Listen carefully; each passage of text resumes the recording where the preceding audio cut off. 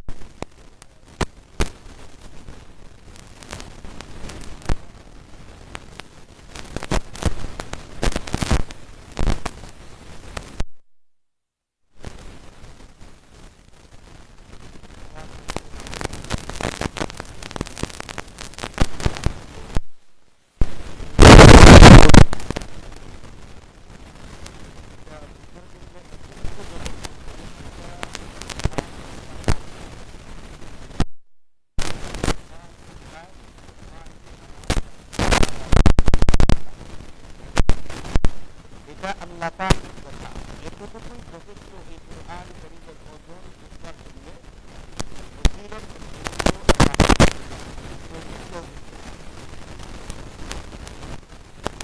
যেহেতু আল্লাহ পাকের কালাম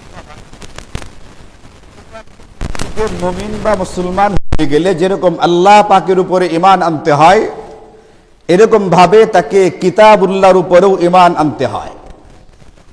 ঈমান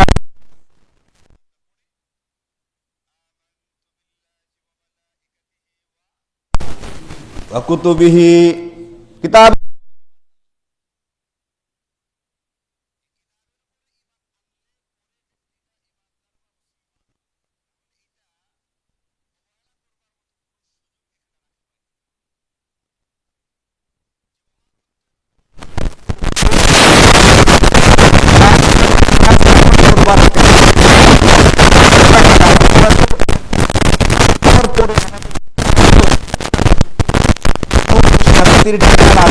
জান্নাত দান করবেন, ওই কুরআন কারীমের যথেষ্ট অনেক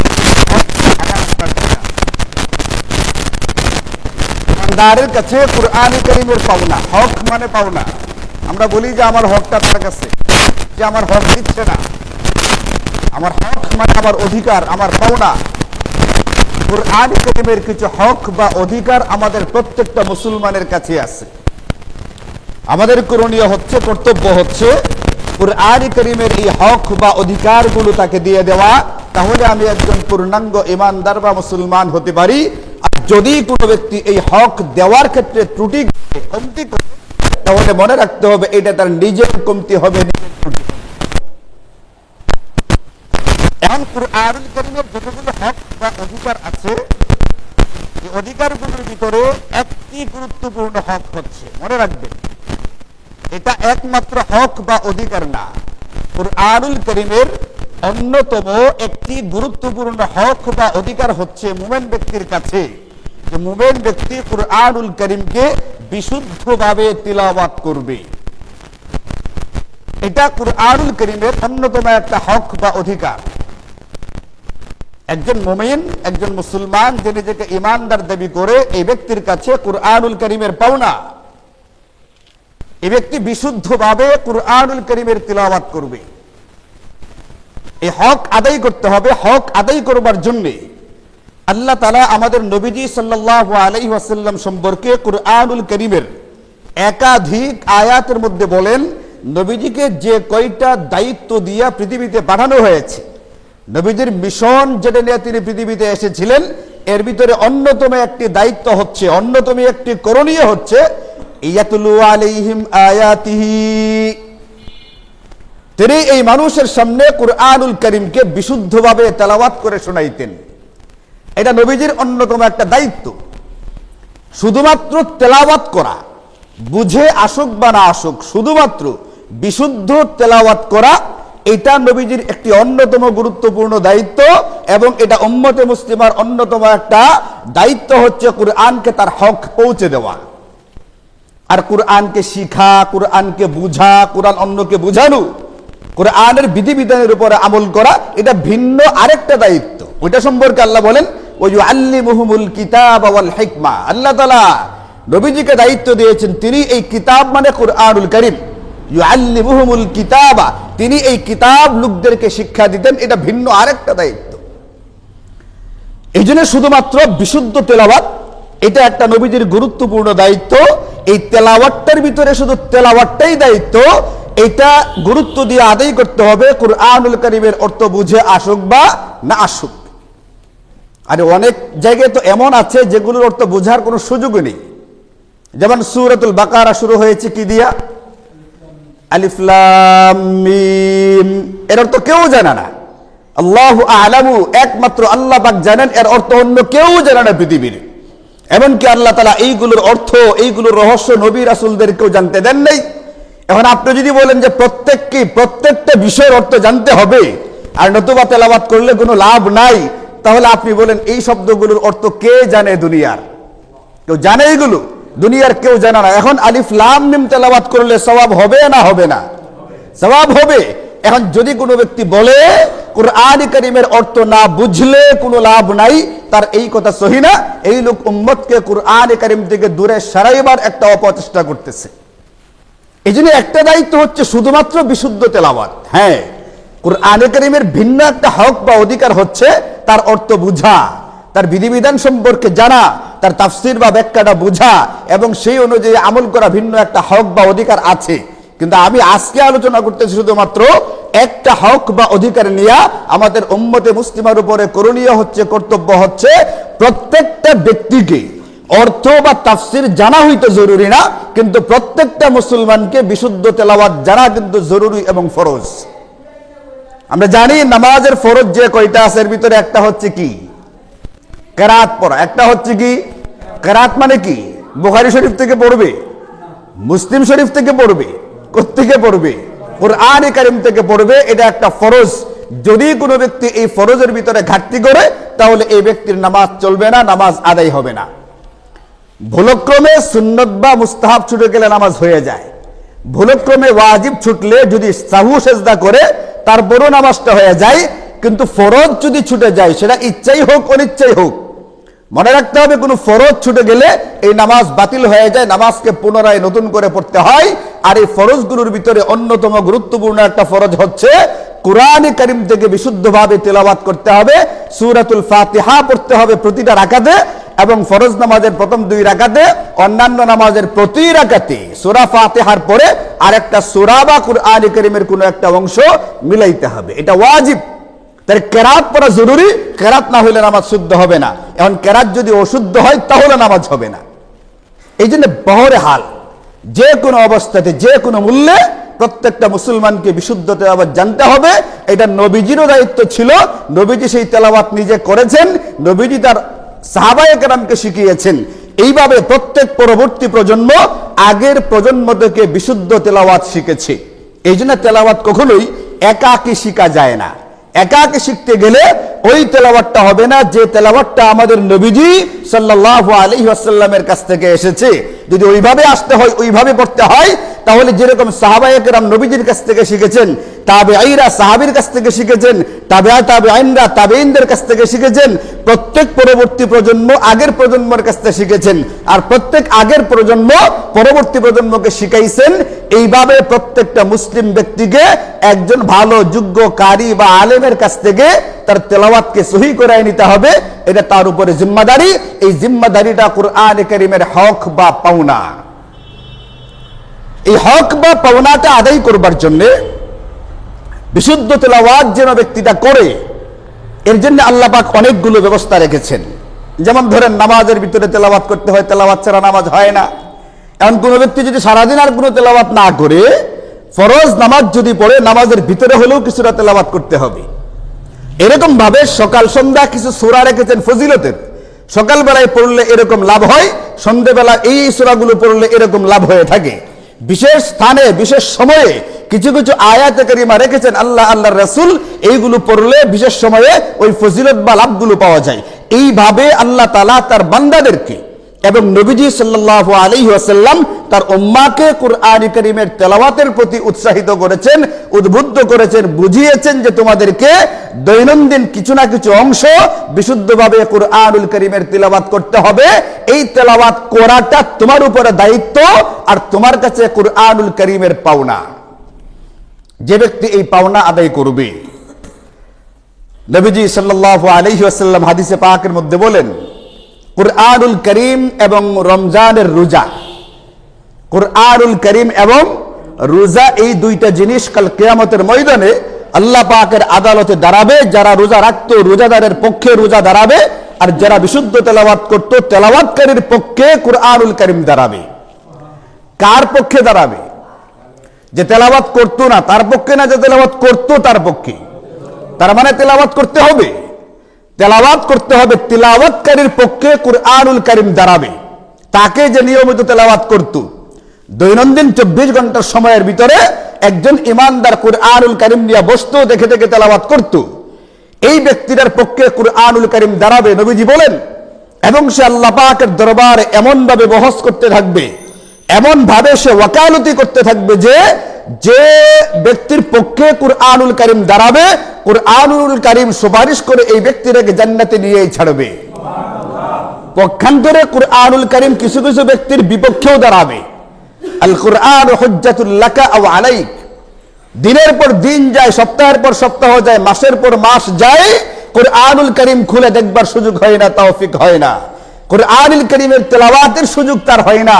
দুনিয়ার সব কাজ করার সুযোগ তার আছে, দুনিয়ার সব কাজ করার সময়ও তার আছে, সব কাজ করার ইচ্ছাও তার আছে, শুধুমাত্র কুরআনুল কারীমের তেলাওয়াতের সময়ও নাই, সুযোগও নাই, ইচ্ছাও নাই। এই জাতীয় ব্যক্তিগুলোর বিরুদ্ধে কুরআনুল কারীম দাঁড়াবে।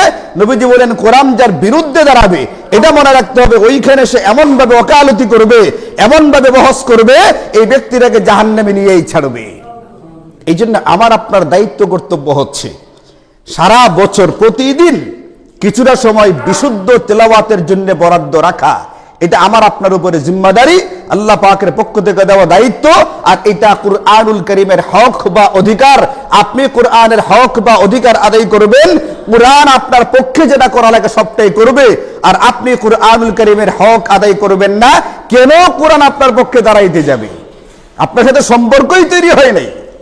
এই সম্পর্কটাকে আরো গাঢ় করবার জন্যে, আরো জোরদার করবার জন্য যতগুলো ব্যবস্থা রাখা আছে, এর মধ্যে অন্যতম একটি ব্যবস্থা হচ্ছে মাহে রমজানে বেশি থেকে বেশি কুরআনুল কারীমের তিলাওয়াত করা। শুধু রমজান মাসে না, সারা বছর? রমজানে বাড়াইতে হবে। রমজানে তার গতি বাড়বে, পরিমাণ বাড়বে। কেন বাড়বে? খুদ রাসূল করিম সাল্লাল্লাহু আলাইহি ওয়াসাল্লাম তার জীবনীতে পাওয়া যায়, হাদিসের ভিতরে পাওয়া যায়, তিনি নিজেও রমজানে কুরআনুল কারীমের তেলাওয়াত প্রচুর পরিমাণে বাড়াইতেন। অথচ নবীজির উপরে কুরআনে কারীম নাজিল হয়েছে, নবীজির সবটাই কুরআনে কারীম মুখস্থ ছিল, এরপরও নবীজি তেলাওয়াত বাড়াইতেন। এমনকি হযরত জিবরাইল আমিন রমজানে নবীজির কাছে আসতেন, দুজনে মিলে দাওয়াত করতেন। নবীজি পুরা কুরআনুল কারীম পড়তেন, জিবরাইল শুনতেন, জিবরাইল পুরাটা পড়তেন, নবীজি শুনতেন। এইটা রমজানের সাথে কুরআনের একটা অতপ্রত এবং অঙ্গাঙ্গী সম্পর্ক আছে, জোরদার একটা সম্পর্ক আছে। যেহেতু কুরআনুল কারীম নাজিলই হয়েছে কোন মাসে? রমজান মাসে। এই জন্য বছরের প্রতিদিন 24 ঘন্টার ভিতরে বিশুদ্ধ তেলাওয়াতের জন্য আমার সময় বরাদ্দ থাকতে হবে। বিশেষ করে রমজানে একটা লম্বা সময়, একটা বড় সময় শুধুমাত্র তেলাওয়াতের জন্য বরাদ্দ দিতে হবে। এই বরাদ্দের ভিতরে আমি যেটা স্বেচ্ছায় যেটা হবে, এটা কতটুকু দেই না দেই আল্লাহ মিয়া তো ভালো জানেন। এই জন্য কিছুটা অংশ আমাদের উপরে একটু জরুরিও করে দিয়েছেন। ওটা হচ্ছে কোন অংশটা? রমজান মাসে রাত্রিবেলায় তারাবির নামাজটাকে নবীজি সাল্লাল্লাহু আলাইহি ওয়াসাল্লামের পক্ষ থেকে সুন্নতে মুআক্কাদা করে দেওয়া হয়েছে। সুন্নতে মুআক্কাদা, মুআক্কাদা মানে তাকিদ যুক্ত। এটা ঐচ্ছিক সুন্নত না। আসরের আগের 4 রাকাত সুন্নত সময় পাইলে পড়া হবে, না পাইলে না পড়া হবে। কিন্তু জোহরের আগের সুন্নতটাকে না পড়লে হবে না, পড়তেই হবে।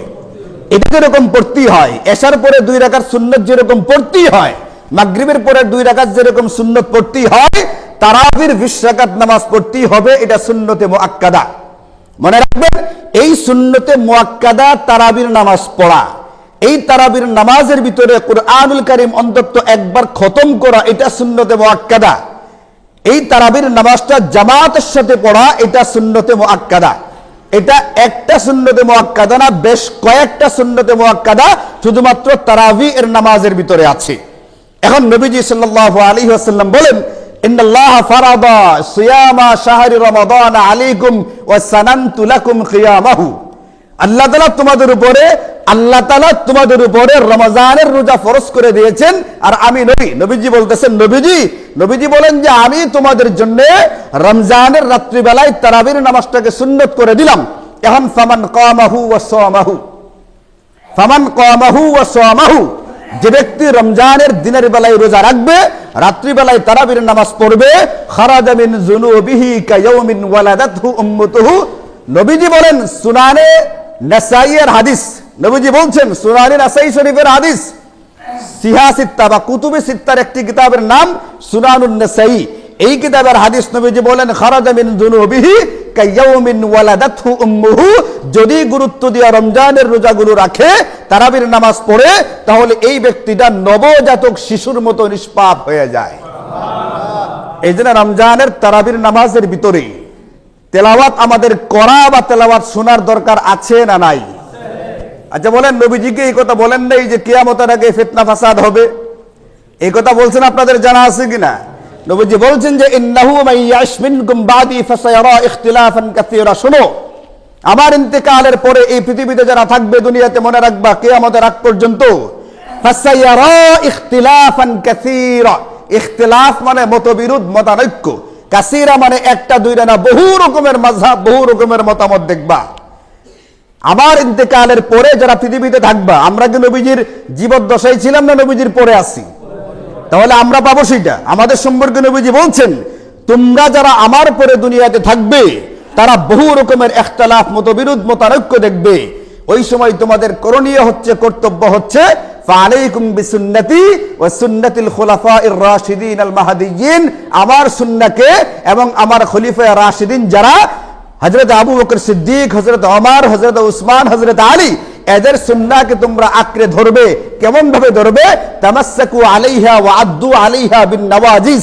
একটা জিনিস শক্ত করে ধরতে গেলে মারির দাঁত দিয়া কামড় দিয়ে যেরকম ধরা হয়, আমার খুলাফায়ে রাশিদিনের সুন্নাহকে এমন ভাবে মজবুত করে আঁকড়ে ধরার চেষ্টা করবে। এখন বুখারী শরীফ সহকারে একাধিক হাদিসের ভিতরে আছে, সাইয়্যিদুনা হযরত ওমর রাদিয়াল্লাহু আনহু কে? আরে বলেন কে? হযরত ওমর কে আপনাদের জানা আছে না? দ্বিতীয় খলিফা রাশিদ, যার সম্পর্কে খুদ নবীজি বলেছেন, লাউ কানা বাদি নবিয়্যুন লাকানা ওমর। যদি আমার পরে নবুয়তের দরজাটা খোলা থাকতো, আমার পরে যদি কেউ নবী হইতো না, তাহলে এই যোগ্যতা কার ভিতরে ছিল? হযরত ওমরের ভিতরে ছিল। আমার পরে কেউ নবী হইলে সেই নবী হইতো হযরত ওমর। কিন্তু যেহেতু নবীজির ইন্তেকালের পরে আর নবুয়তের দরজা খোলা নাই, আর কেউ নবী হবে না, এই জন্য আর কেউ নবী হতে পারেন নাই। কিন্তু সুযোগ থাকলে কে হইতেন? হযরত ওমর হইতেন। তাহলে তার ভিতরে যোগ্যতা কম ছিল না বেশি কম ছিল? কম ছিল না বেশি কম ছিল? অনেক বেশি ছিল, অনেক। হযরত ওমর রাদিয়াল্লাহু আনহু এর জামানায় তিনি মসজিদে গিয়ে দেখেন ছোট ছোট জামাতে তারাবির নামাজ হইতেছে, ছোট ছোট দলে তারাবির নামাজ হয়, কেউ একাকি পড়ে। তখন তিনি বললেন, আমি যদি এদের সবাইকে এক জামাত করে ফেলি, এবং একজন হাফেজের পিছনে এদেরকে তারাবি পড়াই, তাহলে কতই না সুন্দর হয়। নিআমাতুল বিদআতু হাযিহি, এটা কত সুন্দর একটা তরিকা হয়। এটা সাহাবায়ে কেরামের সঙ্গে পরামর্শ করে হযরত উবাই ইবনে কাব, তাকে বলা হয় এটাকে আকরাউ হাযিহিল উম্মাহ, এই উম্মতের সবচেয়ে সুন্দর তেলাওয়াতকারী সাহাবী হচ্ছেন হযরত উবাই ইবনে কাব। উবাই ইবনে কাবকে ইমাম বানাইয়া হযরত ওমর সিস্টেম চালু করলেন, 20 রাকাত তারাবির নামাজ হবে একসাথে এক জামাতে। কার জামানায় শুরু হয়েছে? হযরত ওমরের জামানায় শুরু হয়েছে। ওমরের জামানায় সব সাহাবী বা বেশিরভাগ সাহাবী ইন্তেকাল করে গেছিলেন নাকি বেশিরভাগই ছিলেন? বেশিরভাগই ছিলেন, অল্প কিছু সাহাবী ইন্তেকাল করেছিলেন। যে সকল সাহাবীরা ছিলেন তাদের কেউ এই পদ্ধতিটার কোন রকমের প্রতিবাদ করেন নাই। কেন করেন নাই? ওমর যে সিস্টেমটা চালু করেছেন এটা মূলত নবীজি চালু করতে চেয়েছিলেন। নবীজি 1 দিন 2 দিন 3 দিন পর্যন্ত মসজিদে নববীতে একাকী তারাবির নামাজ পড়তেছিলেন। প্রথম দিন একাকী পড়লেন, 2-1 দিন পিছনে দাঁড়ায় গেছে। দ্বিতীয় দিন আবার তারাবি শুরু করলেন, অনেক মুসল্লি হয়ে গেছে। তৃতীয় দিন আবার তারাবি পড়তে গেছেন, দেখেন যে মসজিদ ভর্তি হয়ে গেছে গা। এখন চতুর্থ দিন যখন হয়েছে তখন নবীজি আর ঘর থেকে বের হইলেন না। সাহাবায়ে কেরাম সারা রাত্রি বসে রইলেন মসজিদের ভিতরে নবীজির পিছনে তারাবির নামাজ আদায় করবার জন্যে। নবীজি সকালবেলায় ঘর থেকে বের হয়ে বললেন, আমি এই জন্য আসি নাই যে যদি এইভাবে আমি তারাবির নামাজ পড়াইতে থাকি তাহলে আমার ভয় হয় না জানি তোমাদের উপরে এই তারাবির নামাজটাকে ফরজ করে দেওয়া হয়। নবীজির ইচ্ছা ছিল এইভাবে তারাবি হোক, এই জন্য কয়দিন পর্যন্ত পড়েছেন? 3 দিন পর্যন্ত পড়েছেন, কিন্তু নবীজির জামানাতেই। কিন্তু পরবর্তীতে নবীজি, তিনি তো রাহমাতুল লিল আলামিন, উম্মতের উপরে দয়া করতে চেয়েছেন, উম্মতের উপরে রহমত করতে চেয়েছেন। উম্মতের জন্য না জানি কষ্ট হয়ে যায়। 5 ওয়াক্ত ফরজ নামাজ কত পার্সেন্ট লোকে পড়ে, সেইখানে যদি 20 রাকাত তারাবি ফরজ করে দেওয়া হয়, নবীজির উম্মত হাজারো লাখো উম্মত ফরজ তরক করার গুনাহে গুনাহগার হবে। নবীজি চান নাই তার উম্মত ফরজ তরক করার গুনাহে কি হোক, গুনাহগার হোক। এই যে নবীজির ইচ্ছাটা, নবীজির বাসনাটা, নবীজির যে টানটা তারাবির নামাজের প্রতি, এটাকে আমি আপনি বেশি জানি না, সাহাবায়ে কেরাম বেশি জানতেন। হযরত ওমর কি নবীজির ইচ্ছাটা জানতেন না? জানতেন। নবীজির ইন্তেকালের পরে এখন কিন্তু আর ফরজ হওয়ার কোনো সুযোগ নাই। কেন নাই? আরে বলেন কেন নাই? নবীজির ইন্তেকালের মধ্য দিয়ে ওহী আসা কি হয়ে গেছে? এখন তার ওহী আসবে না। ওহী যেহেতু আসবে না, এই জন্য ফরজ হওয়ারও কোনো ভয় নেই। এই জন্য ওমর নবীজির সেই ইচ্ছাটার প্রতি গুরুত্ব দিয়ে নবীজির ইচ্ছাটাকে পূরণ করার জন্য সাহাবায়ে কেরামকে নিয়ে পরামর্শ করে এইভাবে 20 রাকাত তারাবি শুরু করলেন। তারাবির সূচনা হয়েছে ওমরের জামানায় নাকি এই সিস্টেমটা হয়েছে ওমরের জামানায়? এই সিস্টেমটা ওমরের জামানায়। মূল তারাবি তো কবে থেকেই ছিল। আরে মূল তারাবি কবে ছিল? নবীজি পড়ান নাই? নবীজি পড়েছেন, পড়িয়েছেন, নবীজির জামানাতেই ছিল। আমরা যে তরিকায় পড়ি এটা নবীজির জামানাতে শুরু হয়েছে। কিন্তু আমি আপনাদেরকে বলি, একজন সাহাবীও এর প্রতিবাদ করেন নাই, এটা নিয়ে কোনো আপত্তি করেন নাই। হযরত আলীর মতো এত জ্ঞানী একজন সাহাবী, নবীজি বলেন আমি যদি ইলমের শহর হয়ে থাকি, ওই শহরের দরজা হচ্ছে, গেট হচ্ছে হযরত আলী। আব্দুল্লাহ ইবনে মাসউদের মতো এত জ্ঞানী, ইলমের সমুদ্র যে আব্দুল্লাহ ইবনে মাসউদ, ওই সাহাবী তখন জীবিত ছিলেন। আব্দুল্লাহ ইবনে মাসউদ সম্পর্কে নবীজি বলছেন, আব্দুল্লাহ ইবনে মাসউদ যদি তোমাদেরকে কোনো কাজ করতে বলে, এটা আমার মনে করে তোমরা করে ফেলো। আব্দুল্লাহ ইবনে মাসউদ যদি কোনো কাজ নিষেধ করে, এটা মনে করবা আমি নিষেধ করার কারণে নিষেধ করা হয়েছে। ওই আব্দুল্লাহ ইবনে মাসউদ তখন জীবিত ছিলেন। আব্দুল্লাহ ইবনে আব্বাস, যাকে বলা হয় থাকে হিব্রু হাদিহিল উম্মাহ, এই উম্মতের ইলমের কুল কিনারাহীন সমুদ্র, যাকে বলা হয় থাকে রইসুল মুফাসসিরিন, সমস্ত মুফাসসিরদের মধ্যে থেকে সেরা মুফাসসির, ওনারা তখন জীবিত ছিলেন। তারা সবাই মিলে ওই তারাবি সমর্থন করেছেন এবং তারা ওই তারাবি পড়েছেন। এটাকে বলে ইজমাউস সাহাবা, সাহাবায়ে কেরামের ইজমা বা সাহাবায়ে কেরামের ঐক্য। সাহাবায়ে কেরামের যখন কোনো বিষয়ে ঐক্য হয়ে যায়, পৃথিবীর যত বড় জ্ঞানীর দাবিদার হোক না কেন, তার আপত্তি যদি এর পরে হয়ে থাকে, এই আপত্তি নস্যিতুল্য, এই আপত্তি কোনো ক্রমেই গ্রহণযোগ্য না। এই জন্য দেখবেন একবারে ওই জামানা থেকে শুরু করে করুণের আগ পর্যন্ত মক্কা মদিনার মূল যে মসজিদগুলো আছে, মসজিদে নববী, মসজিদে হারাম, এইগুলোর ভিতরেও কয় রাকাত তারাবি হইতো? 20 রাকাত তারাবি হইতো। করোনার সময় করোনার বাহানায় তারাবি কমানো হয়েছে। ওই সময় তো হজ যারা ফরজ ছিল সেটাও তো সীমিত করা হয়েছিল, উমরা সীমিত করা হয়েছিল, বাইতুল্লাহকে স্পর্শ করতে দেওয়া হইতো না, কত রকমের বিধিনিষেধ ছিল। ওই বাহানায় ওই সময় তারাবিকে কমানো হয়েছে।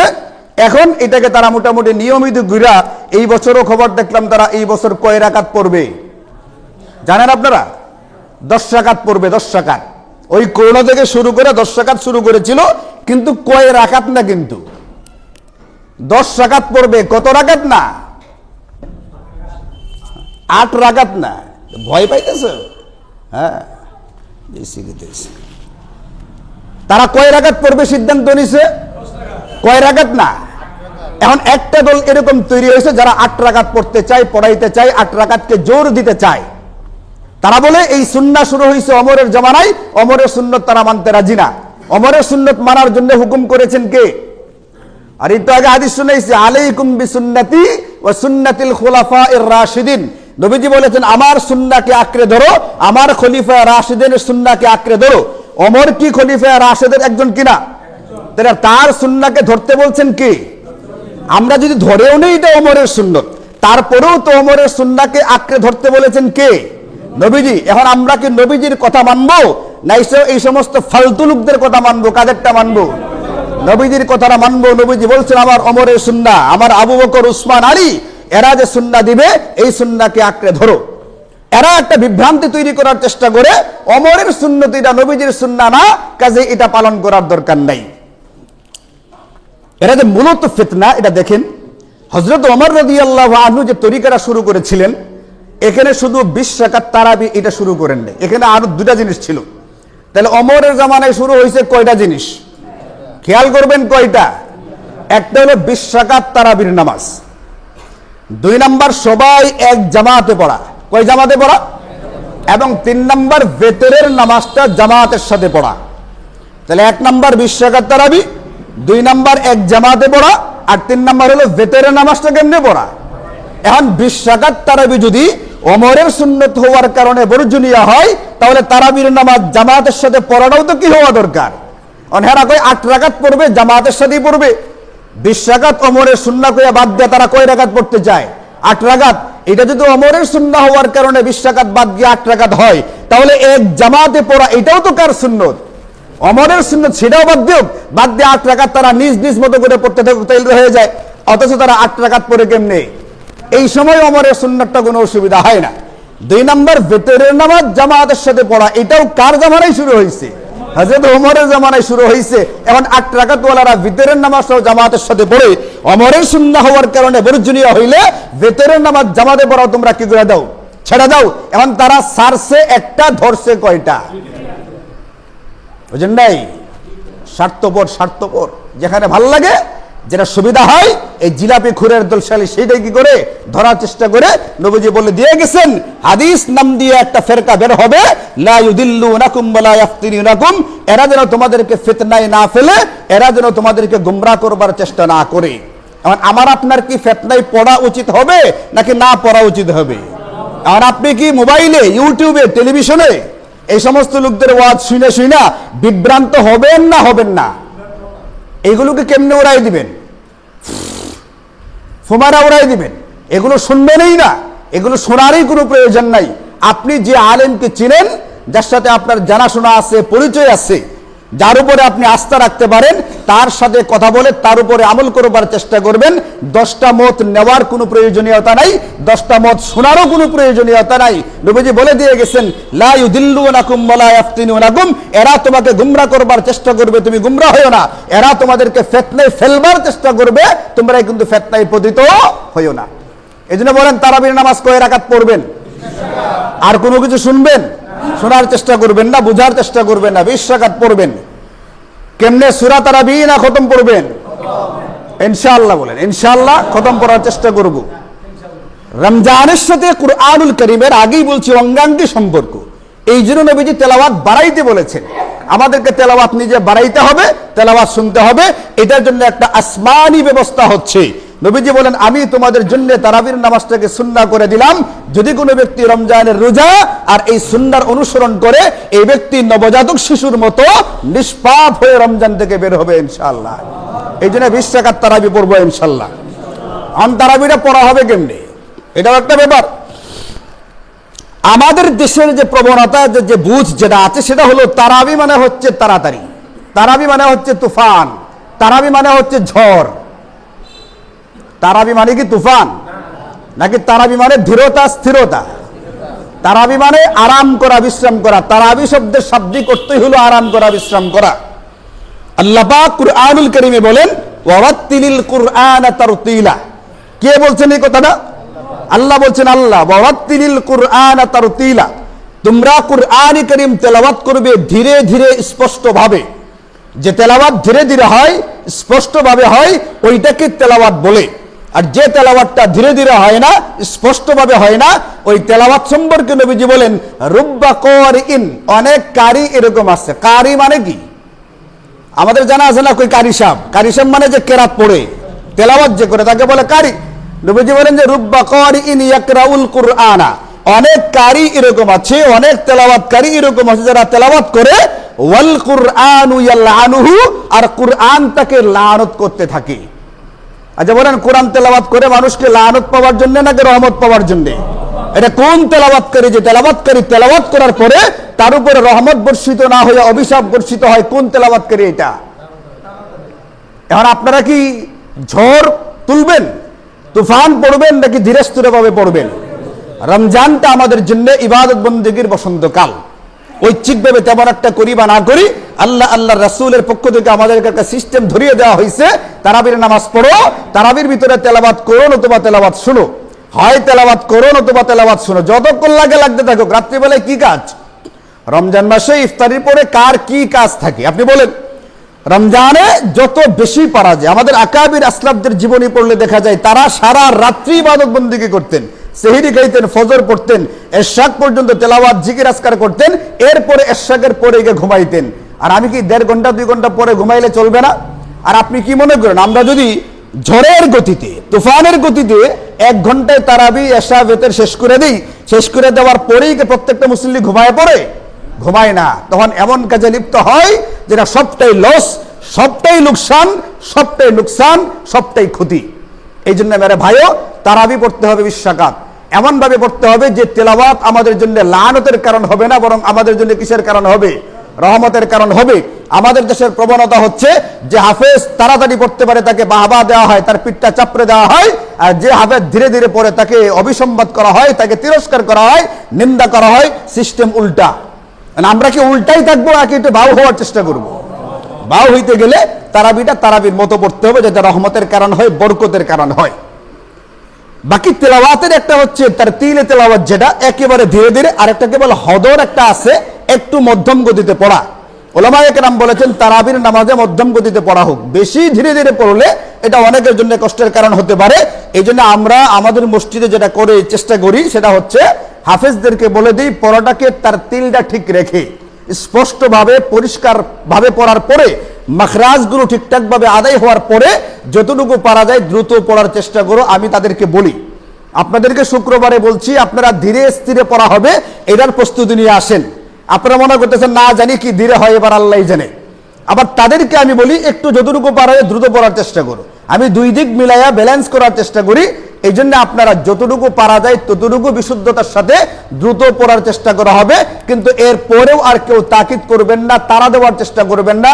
আমি সব একটু তাড়াতাড়ি করা যায় না, না একটু করা যায় না। এখানে যারা পড়ায় এর চেয়ে বেশি আর করা যায় না। এর চেয়ে বেশি করা করলে ওটা তারাবি হয় না, ওটা রুসুম হয়, রেওয়াজ হয়, আত্মতৃপ্তি হয়, তারাবি পড়ছি, বাস্তবে এটা তারাবি হয় না। এই জন্য মেরে ভাইও প্রথম 6 দিন 1.5 ঘন্টা সময় হাতে নিয়ে আসবেন। কে কতক্ষণে পড়াইছে দেখা দরকার নাই, মোটামুটি প্রথম 6 দিন 1.5 ঘন্টা হাতে নিয়ে আসবেন। এর পরের যে থাকবে 6 দিন পরের যে অংশটা 21 দিন, এটা কমপক্ষে 1 ঘন্টা 20 মিনিট সময় হাতে নিয়ে আসবেন।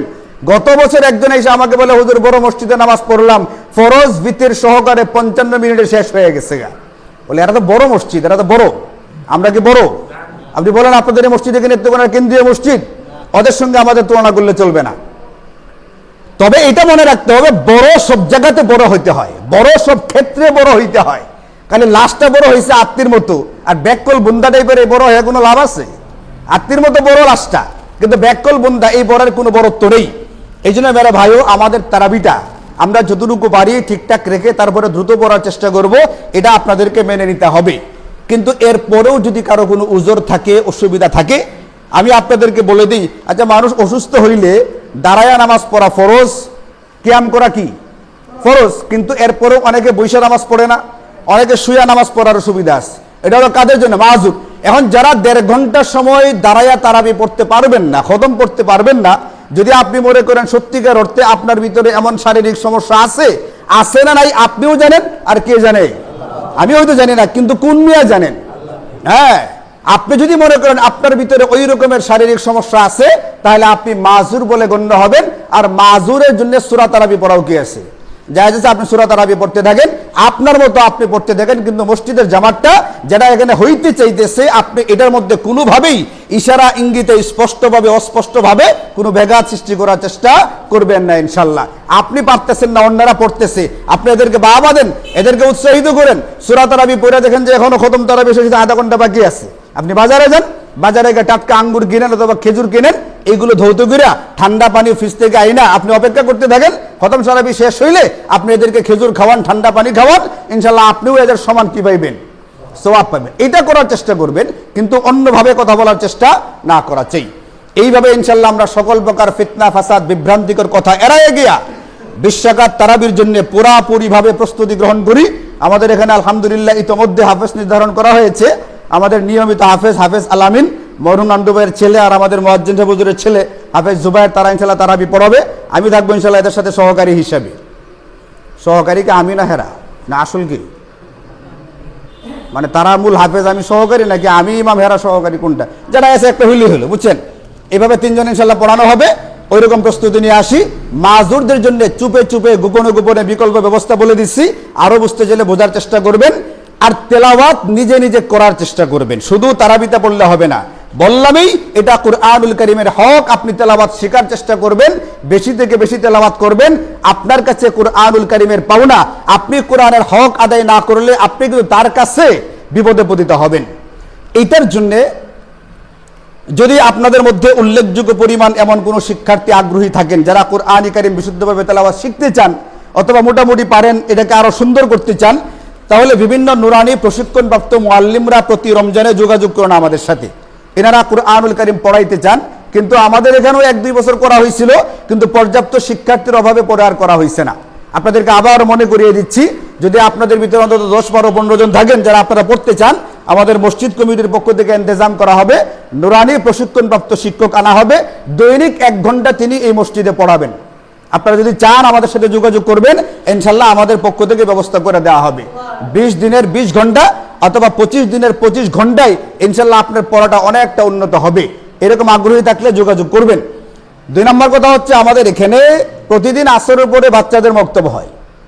আপনারা অনুগ্রহ করে যারা কাছাকাছি আমরা আসি, আসরের সময় আপনাদের বাচ্চাদেরকে পাঠাবেন। আমাদের এখানে মুআল্লিম রাখা আছে, শিক্ষক রাখা আছে। মুয়াজ্জিন সাহেব হুজুর দৈনিক এখানে সময় দেন, উনি বসে থাকেন। ইদানিং দেখি ছাত্র একেবারে কম। কেন? আপনার বাচ্চাটাকে কোরআন শেখানো আপনার জিম্মাদারি, আপনার দায়িত্ব। কুরআনুল কারীমে তো আল্লাহ বলছে এটা। অনেক পিতামাতা এমন হবে যাদের বুকের উপরে পাড়া দিয়া তারপরে সন্তান জাহান্নামে যাবে। সন্তানের ফাইসালা হবে জাহান্নামে, সে জাহান্নামে যাবে কিভাবে? পিতামাতার বুকে পাড়া দিয়া। ওটা যেন না হয়, এই জন্য আপনি আপনার সন্তানকে তেলাওয়াত শেখাবেন, মক্তবে পাঠাবেন, অথবা যেমনি হোক ব্যবস্থা করবেন, এটা আপনার উপরে জিম্মাদারি। ব্যবস্থা করে তাদেরকে তেলাওয়াত শেখানোর চেষ্টা করেন। তবে মহল্লার মসজিদে মক্তব চালু থাকা, মক্তবটা জোরদার হওয়া, এটা গোটা মহল্লার জন্য একটা বিরাট বরকতের কারণ হয়ে থাকে। এই জন্য আপনাদের ছোট বাচ্চা যারা আছে এদেরকে অনুগ্রহ করে আসরের সময় মসজিদে পাঠিয়ে দিবেন। তারা এখানে আধা ঘন্টা, 1 ঘন্টা বা 1 ঘন্টা যতটুকু সময় হুজুর পড়ান এটা পড়বে। আস্তে আস্তে লম্বা সময় লাগলেও আপনার স্কুলের সময় এগুলো কাটতে হলো না। আসরের পরে কোনো স্কুল খোলা থেকে আমার বাংলাদেশে আমার জানা নেই। এই জন্য আসরের পরের সময়টা সবাই ফ্রি আছে, আপনার বাচ্চাদেরকে পড়ানোর চেষ্টা করেন ইনশাআল্লাহ। তো যে কথাগুলো বলা হলো এর ভিতরে মূল কথা হচ্ছে এটা, আমাদেরকে কুরআনুল কারীমের তিলাওয়াত করতে হবে। এটা কুরআনের আমাদের কাছে পাওনা, এই পাওনা পরিশোধ করে দিতে হবে। ইয়াতলু আলাইহিম আয়াতিহি। 2 নম্বর কথা হচ্ছে, বিভ্রান্তিকর বিভিন্ন অপপ্রচার থেকে নিজেকে বাঁচিয়ে অবশ্যই 20 রাকাত তারাবি পড়ার মানসিক প্রস্তুতি এখন থেকে গ্রহণ করি, এবং রমজানে ইফতারের পরে একটু বিশ্রাম নিয়ে তারাবির জন্য লম্বা সময় নিয়ে ইনশাআল্লাহ মসজিদে আসার চেষ্টা করব, এমন প্রস্তুতি মাথায় রাখি। আল্লাহ তাআলা আমাদের সকলকে তৌফিক দান করুন। ওয়া আখিরু দাওয়ানা আলহামদুলিল্লাহি রাব্বিল আলামিন।